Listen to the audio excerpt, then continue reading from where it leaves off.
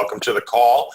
I'll let Katie introduce what we're going to talk about here. Exciting topic. Well, I find it exciting, something I'm really passionate about, which is calorie counting. Well, you can use calorie counting for weight loss, but it's also important for weight management too. And even if you don't use the system of calorie counting, I do believe it is an absolute fundamental to understand when you want to figure out how you can go ahead and lose weight or maintain weight. If you don't have any idea about calories, then I think you'll find this really helpful because it'll allow you to make better food choices, even if you don't use a calorie counting system as per se. So we're going to cover the topic today. So what do you think about that, Kurt? I love it. I love it. Calorie counting, it's so important. Like I look at it and I go, well, here on this hand, I have an apple, and over on this hand, I have a piece of bread. Yep. They're both 100 calories. Yes. It's not the same thing. No, it's not the same thing.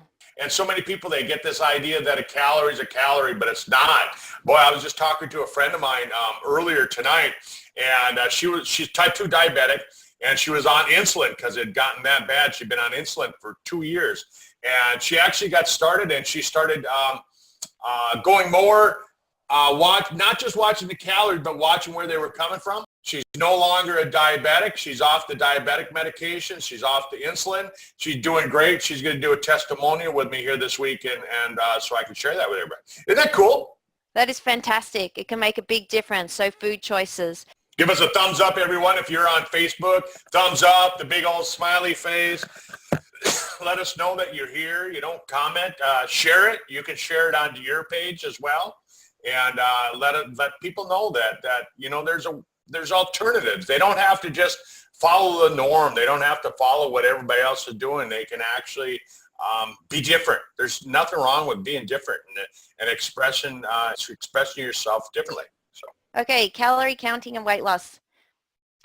So what is a calorie? So I thought we'll just cover initially what a calorie is. So calories in food are derived from protein, fat, and carbohydrate, and it's a way to measure the energy value of the food. So how much energy is it giving you? Because then you can work out what do you need to do to, how much activity and what is your base level of calories needed just to survive. So it's a form of measuring, I guess.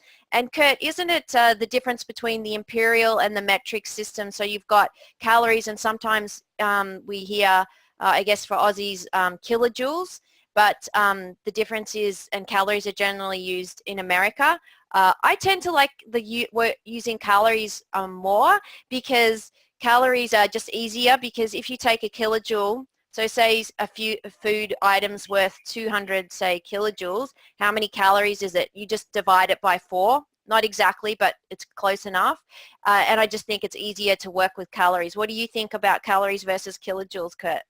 I think using calories is actually the easiest way, because you can go on a simple app like your Fitness Pal. You can go on calorieking.com. You can go on any of these websites, and everything's in calories. It's easier. Yeah, there you go. So calories, just wanted to clear that up. So yeah, so they're derived from protein, fat, and carbohydrate. Bearing in mind alcohol has calories, vitamins, minerals, and water have no calories. So just to give you a basic understanding there. All right, so calorie value per gram.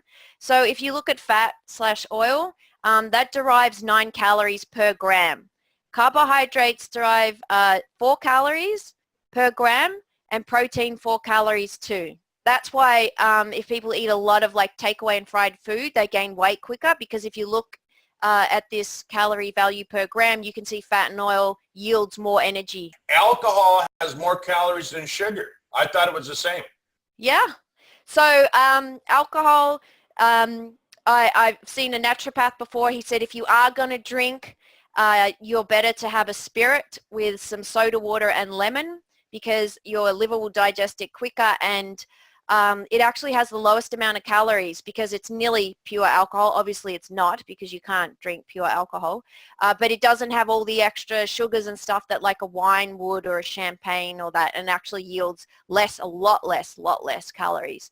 So just thought I'd add that in. I'm not advocating to drink. I think avoiding alcohol is a great thing, but I'm going to be realistic. People do drink, of course. And so note that fats have over double the calories of protein and carbohydrate. The higher the fat content of food, the higher the calories. So we just talked about that. A sample calculation. Okay, so how do you actually work it out? You will note also if you're eating or consuming food from a packet or a box, they have a nutritional panel on it, and you will be able to look at that nutritional panel and it'll give you a breakdown of fats, carbs and protein, but it'll also give you the total number of calories per serving of the food, but also watch out for the little note above, and this is where they catch you out with foods. It'll say number of calories per serving, but then at the top it might say, oh, okay, you've bought a chocolate bar. That chocolate bar has 3 servings in it. So you think, oh, I'm just getting X amount of calories, but if you look at the top, it says there's 3 servings in a bar, which maybe it's not really realistic to think that you would split that bar 3 times, but they are, so then you would need to multiply the calories by 3. So really important things to look for when you're reading a label. Okay, so just in this simple calculation here, we've got a burger. It looks like a McDonald's burger. So this particular burger has 26 grams of fat. We've got 40 grams of carbohydrate and 29 grams of protein. The total calories for the burger is 510 calories. So that's a basic sort of calculation. How do you actually lose weight based on a calorie controlled diet? Basically, they say a good amount is you aim for half a kilo a week, no more than a kilo. I'm not sure what that is in pounds. I have even heard less than that, even like 1 pound a week's good. According to most of the experts, they say if you don't lose an average of 2 pounds per week, if you take your overall loss, if you don't lose 2 pounds per week, if that's not your average, you're going to fail in your diet, because what's going to happen is that when you get to that last 10 pounds, it's either going to take too long to lose the 10 pounds or it's going to go too fast. And in either case, you're going to have a failure on the overall diet. So you want to have it so that you're losing 2 pounds per week. And weight loss will be much quicker initially due to like fluid loss and things like that. And also the more weight that you have to lose, the faster it will happen at the start. And the less that you have, it starts to get a lot slower. And it's much better to increase exercise rather than reduce calories to lose weight. So if you go out and get one of those watches, a Fitbit, look how many steps you're doing a day. You know, they say the average person's doing around 6,000, Kurt, when maybe even less. So especially if you're an office worker. So what you want to do is really aim to push that up around 8,000. I think 10,000 is great. You're going to have to put a lot extra effort in to reach that. And you'll notice by doing those extra steps every day, you're burning some extra calories. You'll actually find weight loss to be significantly, well, a lot easier. It just shows you percentage of body fat. This is obviously a woman for women. So 50% body fat right down to 12-14%. The more weight you want to lose, the thinner you want to get, the harder it is, and the more exercise or more calorie restriction you would need to do to achieve that. Unless, of course, you're a bodybuilder, you've got heaps of muscle, in which case you could actually eat quite a bit of food, because the more muscle you have, the more calories you can actually consume. So this is a really important thing to remember, particularly with weight loss too, because when we're losing weight, what we're really saying is we want to lose fat. We don't want to lose muscle. We want to keep our muscle and preserve our muscle, but that's for another topic. This slide is suggested calories for weight loss. And all this information I have taken from the Calorie Counter King. And so that's a great booklet that you can actually purchase at any newsagent. You can also download the app. So they suggest for non-active women, this is for sedentary, like pretty much you're doing nothing, would be 1,000 to 1,200 calories a day. For an active woman, it would be 1,200 to 1,500 calories a day. This is for weight loss, mind you. For men that are not active, 1,200 to 1,500 calories. For men that are active, 1,500 to 1,800 calories. And for teenagers, 1,200 to 1,800 calories. So depending on your sex, your height, and the amount of muscle that you already have will also vary how many calories you can consume. So obviously if you're taller, you can eat more because you've got more body mass. if you're short, I've got a friend that's 4'10" or it's very small. Her calories is really way down because her body doesn't need as much fuel as a bigger person because there's less of her. And similarly, like if you're a male, males would tend to have more muscle than females. So again, that's why they can consume more. And teenagers could consume a bit more because teenagers would generally be more active than an adult. Although having said that, Kurt, you know, these days teenagers are spending a lot more time in front of the TV on computers and stuff. So perhaps they're not as active as they used to be. When you're taking a look at these calories, folks, when you're looking at that, like let's say that Katie wants to be 120 pounds, for example. She's going to take and she's going to look at the calories that are for a 120 pound person, right? Because that's the goal weight that she wants to be. If she's 180 pounds and she needs to lose 60 pounds, she can't eat like a 150 pound person and think that she's going to be 120 pounds. So I just wanted to add that. Yeah, and it's like the picture before in the previous slide, Kurt. So when you're doing, for those of you who are listening to the recording or watching live, I have done some competitions before for fitness competitions, and for stage you need to drop your body fat down to a very low level, and the lower you get, the harder it is and the more restrictive you need to be. And obviously at that level it's very unrealistic to maintain and you'll quickly gain it back. But just exactly Kurt's point, you need to bear in mind how much you weigh initially as well to determine the calories. You know, I don't think people need to get initially when they're starting on their program, they don't need to be too caught up and be very exact. You do need to be precise if you're a professional athlete, but since you're really doing it for health, fairly close will be good enough, and you could make an adjustment if you're not getting the results that you're seeing. Portion size is critical in controlling calorie intake for weight control. So remember I was talking about on your packet, say if you were looking at a chocolate bar and you think, oh great, it's only got X amount of calories, but then if you read above it, it says it's got 3 servings in that particular bar, and so now you have to multiply that out by 3 because they might say 1 serving is 40 grams of chocolate or something like that. So it's really important to pay attention to portion size, and so what is an actual serving for that particular food item.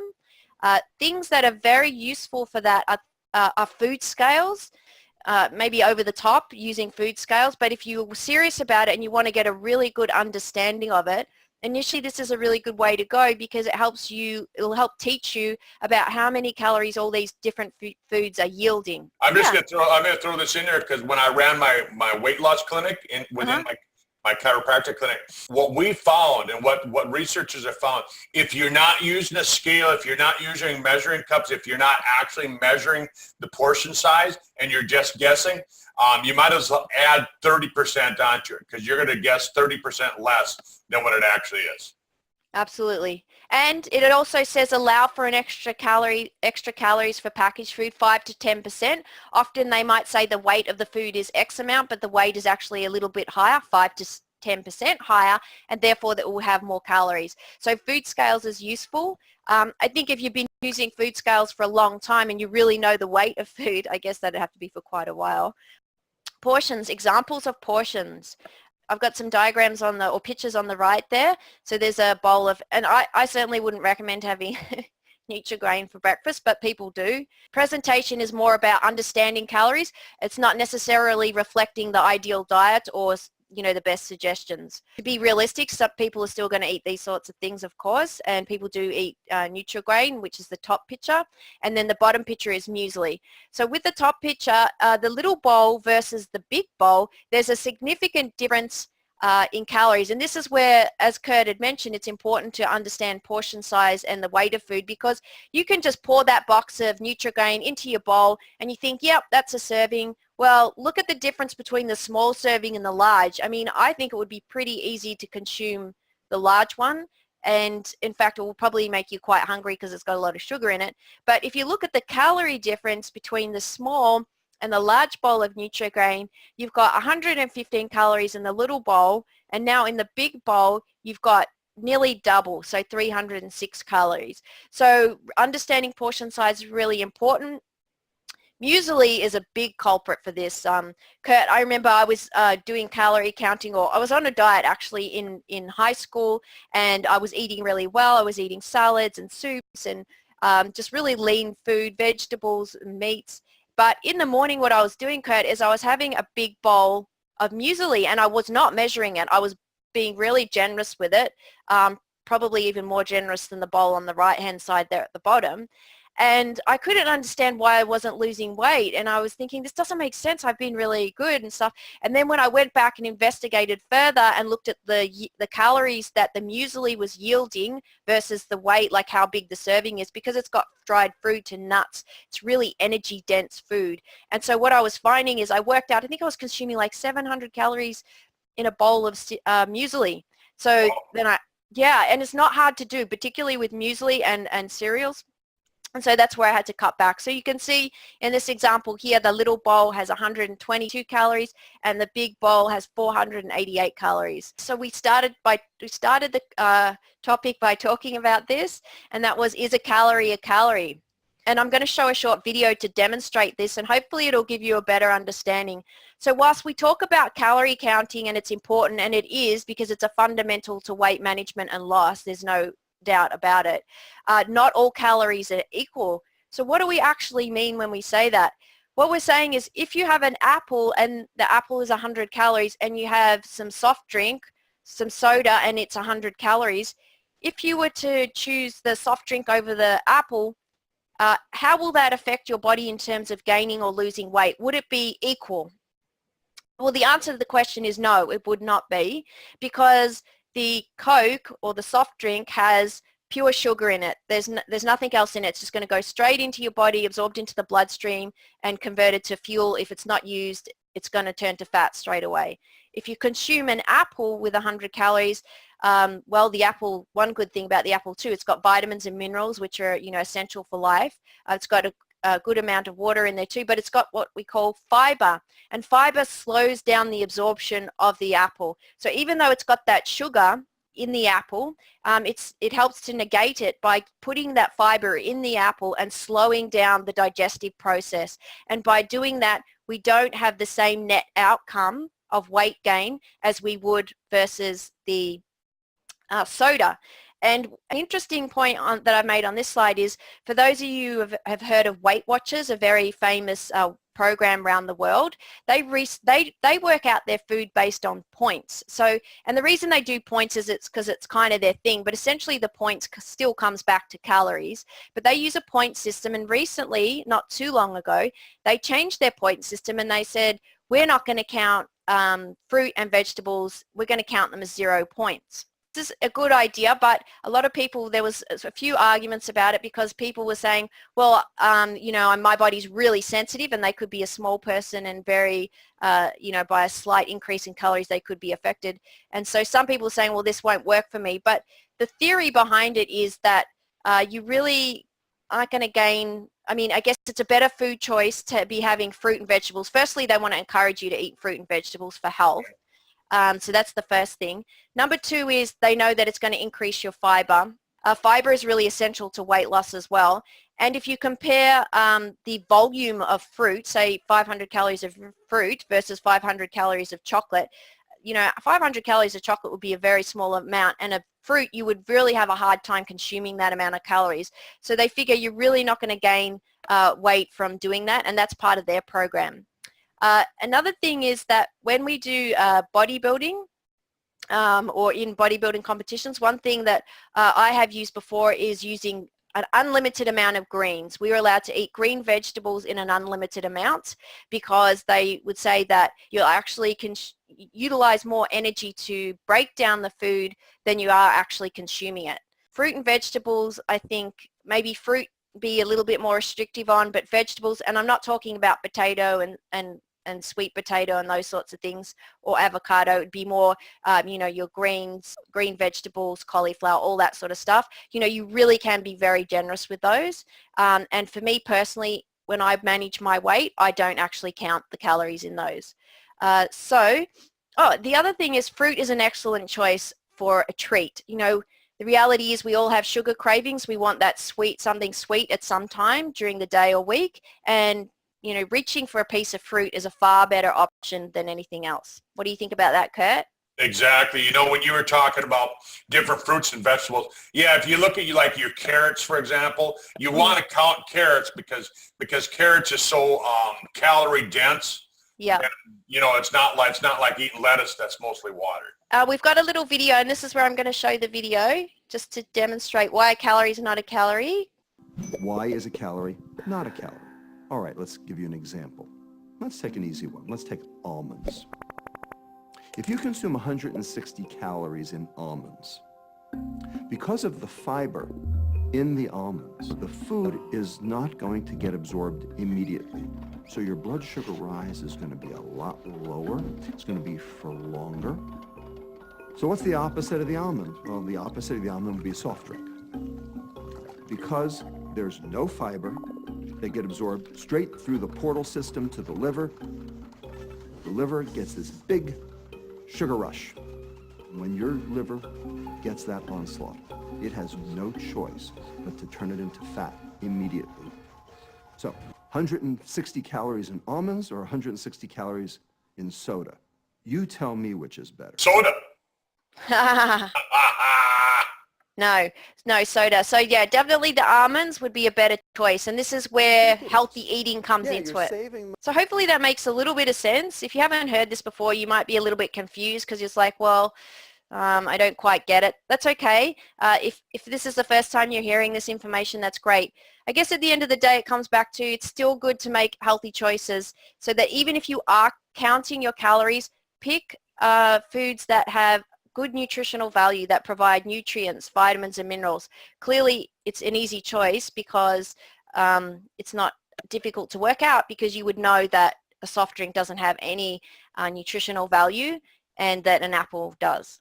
So That's it. You know, Katie, I just was jotting some notes down as you're going through. By the way, what a great presentation you did. Oh. I really like it. Thank you. Thanks. One point that I was going to make is that this last week on Tuesday on the doctor's call, we talked about circadian rhythm, that your body's got this built-in, these cycles, these clocks. And did you know that your liver actually has its own clock? No, go on. Tell me. This is interesting. Yeah. A lot of people, when you talk about circadian rhythm and you talk about the built-in clock, they think, oh, yeah, I like to sleep. You know, I need this many hours, things like that. But the liver actually has its own clock. And Andrea and I were talking about that from about 7:30 in the morning till about 9 o'clock at night, somewhere in there, your liver is making enzymes that actually burn food as energy. After about, say, 9:30 at night, then your liver completely shuts off on the enzymes that burn, and it starts making enzymes that only make fat. And, Wow. and so that's why you don't want to eat at night. That's why you want to eat during the day. So typically what they're telling us is that you really don't want to eat after 7 o'clock at night because of your liver. Yep. Fantastic. Well, actually, it kind of makes sense too because as it gets towards the end of the evening, you're winding down, you're doing less activity. There's not that much opportunity to utilize the calories from the food that you're eating. So it's better that you consume them during the day than at night. Exactly. Yeah. So, okay, so this slide is recommended fat intake. Now, if you're on a 12 to 1500 calorie diet, they're saying around about 30 to 40 grams. Obviously, if you're doing a keto diet or some other specific diet, it's going to be completely different. Having said that, Kurt, didn't you say previously that even with keto, you still have to watch overall calories? Yeah, I mean, in my opinion, you sure do. Because how are you going to know that 75% of your diet is coming from fat? What are you going to count if you're not? I mean, sure, you can count grams. You can count grams, sure, but you still have to convert it. You're still basically converting it, whether you're counting grams or calories or points or whatever. It all comes down to you counting something. Yeah, so you still got to count. So dietary fats and oils have double the calories of carbohydrates and protein. And so this is something to watch out for. Low fat's not necessarily better.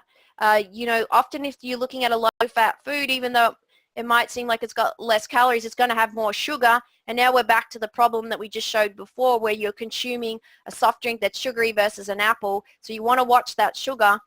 So watch out. You could be having, you know, more sugar and at the end of the day would result in more calories, have low or zero fat. And there was a whole thing quite a number of years ago in the industry, or quite a number of decades ago, where, fat became, the worst thing that you could have in your diet. And of course, because we need to replace that flavor, what happened is we started seeing sugar being added to all these processed and packaged foods.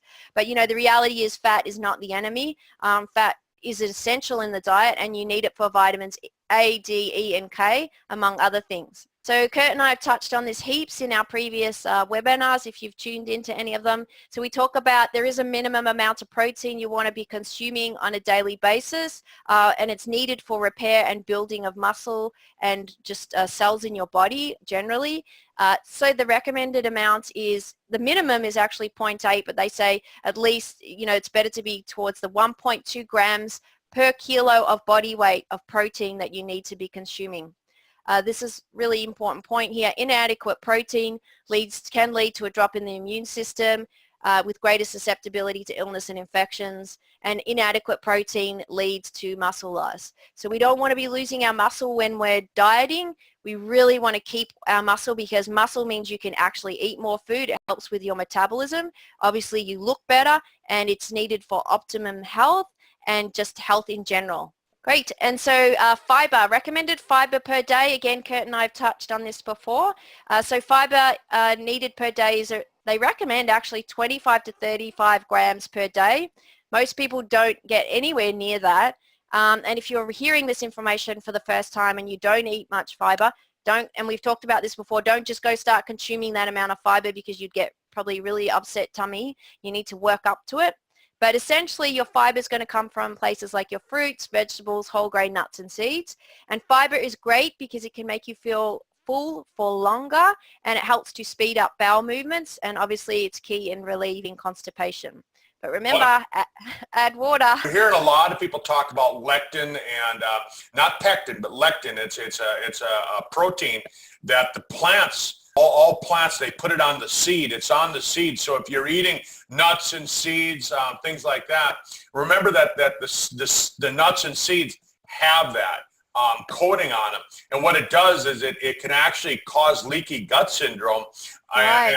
And it can make it so your body has a really hard time digesting that food. And so what they say is that if you know that you're going to have nuts and grains for breakfast tomorrow morning, throw it in the refrigerator tonight with a little bit of apple cider vinegar, just a little bit of that with water, and just let the nuts and seeds soak in that.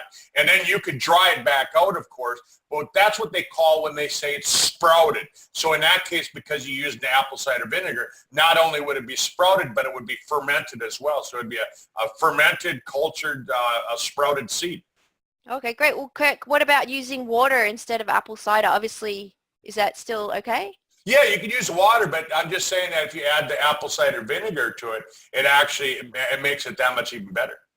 Okay, so watch sugar, because it's empty calories. All the fast foods are very high in sugar. I mean, a typical bun from a McDonald's or a takeaway food outlet is very high in sugar, refined sugar. Added sugar adds to hidden calories, and sugar turns to fat really quickly. And so we saw on that video before with the nuts getting digested versus the soda, and how quickly the difference between it converting to fat or not being used as energy.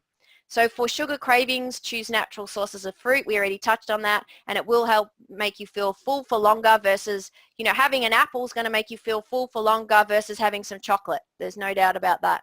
That's right. Refined sugars should be the first target in reducing calories, and refined or added sugar is empty calories. And this is a really important one, Kurt, and this is one thing that's really put me off sugar, particularly refined or added sugar, is it actually stimulates your appetite, makes you hungrier. Exercise. So people, if you are going to restrict your calories, you want to add in the exercise. Don't be just like restricting calories without adding exercise, because it is really key to burning those calories, and it helps, and it's key for overall health. So people who exercise regularly lose more weight than non-exercisers. Exercise helps control blood glucose and improves beneficial gut microbes. Encourages faster metabolism, helps to burn fat, and strength training is key to retaining or rebuilding muscles, which Dr. Kurt and I have touched on before.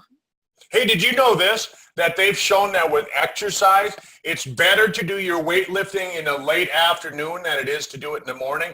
And it's better to do your aerobic type exercise during the morning and the early part of the afternoon. Yeah, I've actually heard of that before from doing competitions. That was the recommendation. But that is really interesting. Great. So this is a little snippet taken from the Calorie Counter King booklet. So just giving you some examples, people might wonder, oh, well, if I'm doing some exercise, how many calories am I actually burning? So this is just a general guide, but just showing you the sorts of activities versus the number of calories you'd be burning. So again, you can see here on the left side, light. So doing light activity or light exercise, then this is how many calories you'll be burning. Now, obviously, if you weigh less, like in this example, you've got 130 pounds, which in kilos, Kurt, can you do the quick math? Well, kilos, it's what? Yeah, just figure right around two pounds or 2 pounds per kilo. So I think it's around 50-ish kilos a person. Then you would be burning 3 calories per minute if you were doing any of these sorts of activities. And if you're a heavier person and say you weigh around the 220 pounds, then you're going to be burning more calories, because then this also means that it's easier to lose weight the bigger you are too. And then as you get smaller, it's harder to lose weight. So these sorts of activities, so you've got, walking, cycling, light cycling, golf, bowling, those sorts of things.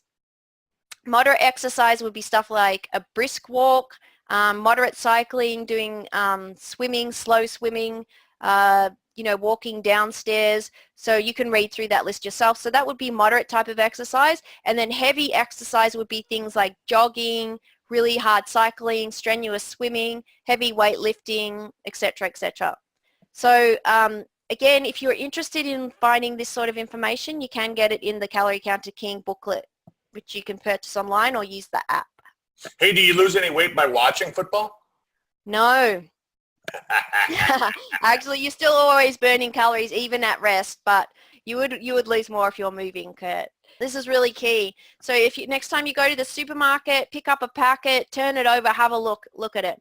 You will see the nutritional facts for that particular food item. You will note that one thing that I found it really disappointing is you'll note that on most food packets they do not mention the number of how many grams of fiber it has, which is obviously, if you are trying to get the fiber up, then it's going to be a bit more tricky to work out. You're going to have to refer to other sources to look it up.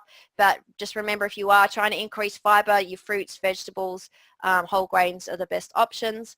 If you're not actually keeping track of it, how do you know how many you've had? If you're just doing it in your head or just occasionally doing it, you can easily go off mark and go way above the calories that you wanted to consume. So unless you actually sit down and do it, and I'm not saying do this your whole life, but do it for a while so you can educate yourself on how to make better choices. It's okay to mess up. Don't beat yourself up. There's always tomorrow. You can start again, and it takes time to get the hang of it. It's always good to choose foods that are nutrient dense versus calorie dense. So a calorie dense food would be something like a donut. It's really high in calories and fat and sugar, but it has virtually no nutritional value at all, versus, something else like, your vegetables or a piece of chicken or steak or something like that.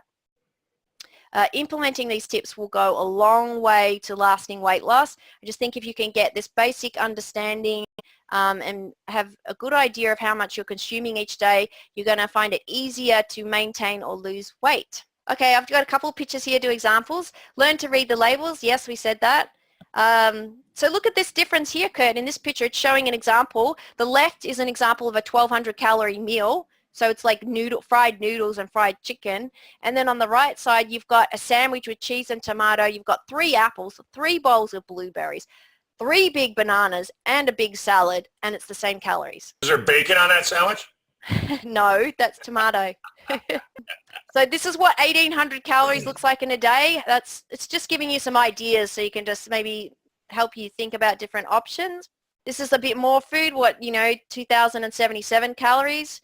So it's just some pictures, and you can find these. Oh, I just added this. This guy is a bodybuilder, obviously, and trains. To keep that level, the reason I put this picture on, somebody who's maintaining that level of body fat and that fitness, they are definitely restricting their calories to a certain extent, and that for this gentleman here, he's saying he's eating 1,800 a day.